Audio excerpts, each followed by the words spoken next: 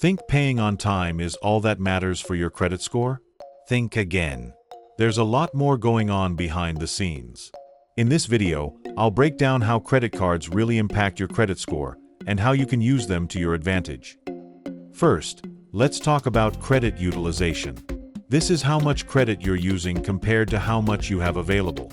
Ideally, you want to keep it under 30%. Why? Because the higher your credit utilization, the more it can negatively affect your FICO score. Next up, payment history. On-time payments are the foundation of a strong credit score. Even a single missed payment can stay on your record for years, so setting reminders or autopay is a game changer.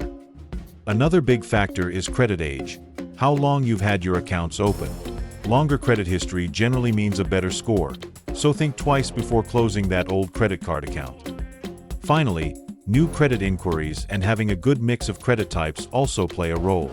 Opening too many accounts in a short period can damage your score, so be selective about when and where you apply for new credit.